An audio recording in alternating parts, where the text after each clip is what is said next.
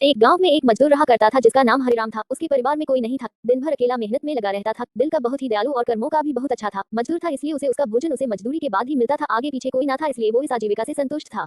एक बार उसे एक छोटा सा बछड़ा मिल गया। उसने खुशी से उसे पाल लिया। उसने सोचा आज तक वो अकेला था, वो इस बछड़े को अपने बेटे के जैसे पालेगा। हरिराम का दिन उसके बछड़े से ही शुरू होता और उसी पर खत्म होता। वो रात दिन उसकी सेवा करता और उसी से अपने मन की बात करता। कुछ समय बाद बछड़ा बैल बन गया। उसकी जो सेवा हरिराम ने की थी उससे वो बहुत ही सुंदर और बलशाली बन गया था। गांव के सभी लोग हरिराम के बैल की ही बातें किया करते थे। किसानों के गांव में बैल की भरमार थी, पर हरिराम का बैल उन सबसे अलग था। दूर दूर से लोग उसे देखने आते थे। हर कोई हरिराम के बैल के बारे में बातें कर रहा था। हरिराम भी अपने बैल से एक बेटे की तरह ही प्यार करता था। भले खुद भूखा सो जाए लेकिन उसे हमेशा भर पेट खिलाता था। एक दिन हरिराम के स्वप्न में शिव का नंदी बैल आया। उसने उसे कहा कि हरिराम, तुम एक निस्वार्थ सेवक हो। तुमने खुद की तकलीफ को छोड़कर अपने बैल की सेवा की है, इसलिए मैं तुम्हारे बैल को बोलने की शक्ति दे रहा हूँ। इतना सुनते ही हरिराम जाग गया और अपने बैल के पास गया। उसने बैल को सहलाया और मुस्कुराया कि भला एक बैल बोल कैसे सकता है। तभी अचानक आवाज आई, बाबा, आपने मेरा ध्यान एक पुत्र की तरह रखा है। मैं आपका आभारी हूँ और आपके लिए कुछ करना चाहता हूँ। यह सुनकर हरिराम घबरा गया। उसने खुद को संभाला और तुरंत ही बैल को गले लगाया। उसी समय से वह अपने बैल को नंदी कहकर पुकारने लगा। दिन भर काम करके आता और नंदी से बातें करता। गरीबी की मार बहुत थी नंदी को, तो हरिराम भर पेट देता था लेकिन खुद भूखा सो जाता था। यह बात नंदी को अच्छी नहीं लगी। उसने हरिराम से कहा कि वो नगर के सेठ के पास जाए और शर्त रखे कि उसका बैल नंदी से गाड़ी खींच सकता है और शर्त के रूप में सेठ से 1000 मोहरे ले लेना। हरिराम ने कहा, नंदी तू पागल हो गया है, भला कोई बैल इतना भार वहन कर भी सकता है। मैं अपने जीवन से खुश हूँ, मुझे यह नहीं करना। लेकिन नंदी के बार बार आग्रह करने पर हरिराम को उसकी बात माननी पड़ी। एक दिन डरते डरते हरिराम सेठ दीनदयाल के घर पहुंचा। दीनदयाल ने उसे आने का कारण पूछा। तब हरिराम ने शर्त के बारे में कहा। सेठ जोर जोर से हंसने लगा। बोला, हरिराम, बैल के साथ रहकर क्या तुम्हारी मति भी बैल जैसी हो गई है? अगर शर्त हार गए तो 1000 मोहर के लिए तुम्हें अपनी झोपड़ी तक बेचनी पड़ेगी। यह सुनकर हरिराम और अधिक डर गया, लेकिन मुंह से निकली बात पर मुकर भी नहीं सकता था। शर्त का दिन तय किया गया और सेठ दीनदयाल ने पूरे गांव में ढोल पिटवाकर इस प्रतियोगिता के बारे गांव वालों को खबर दी और सभी को यह अद्भुत नजारा देखने बुलाया। सभी खबर सुनने के बाद हरिराम का मजाक उड़ाने लगे और कहने लगे कि यह शर्त तो हरिराम ही हारेगा। यह सब सुनकर हरिराम को और अधिक डर लगने लगा और उसे नंदी से घृणा होने लगी। वो उसे कोसने लगा, बार बार उसे दोष देता और कहता कि कहाँ मैंने इस बैल को पाल लिया, मेरी अच्छी भली कट रही थी, इसके कारण सर की छत से भी जाऊंगा और लोगों की थू थू होगी वो अलग। अब हरिराम को नंदी बिल्कुल भी रास नहीं आ रहा था।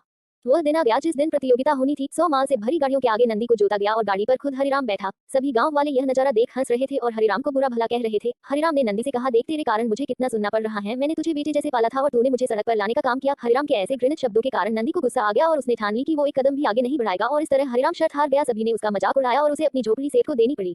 अब हरिराम नंदी के साथ मंदिर के बाहर पड़ा हुआ था और नंदी के सामने रो रो कर उसे कोस रहा था। उसकी बातें सुन नंदी को सहा नहीं गया और उसने कहा, बाबा हरिराम, यह सब तुम्हारे कारण हुआ। यह सुन हरिराम चौंक गया। उसने गुस्से में पूछा कि क्या किया मैंने?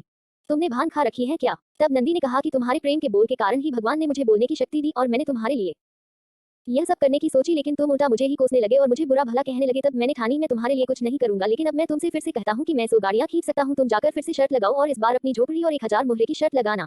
हरिराम वही करता है और फिर से शर्त के अनुसार 100 गाड़ियां तैयार कर उस पर नंदी को जोता जाता है और फिर से उस पर हरिराम बैठता है और प्यार से सहलाकर उसे गाड़ियां खींचने कहता है और इस बार नंदी यह कर दिखाता है जिसे देख सब स्तब्ध रह जाते हैं और हरिराम शर्त जीत जाता है। सेठ दीनदयाल उसे उसकी झोपड़ी और 1000 मोहरे देता है। प्रेम के बोल कहानी से यही शिक्षा मिलती है कि जीवन में प्रेम से ही किसी को जीता जा सकता है। कहते हैं प्रेम के सामने ईश्वर भी झुक जाता है, इसलिए सभी को प्रेम के बोल ही बोलना चाहिए। अगर आपको कहानी अच्छी लगी हो तो चैनल को सब्सक्राइब करें। मिलती हूँ मैं आपसे मेरी एक और कहानी।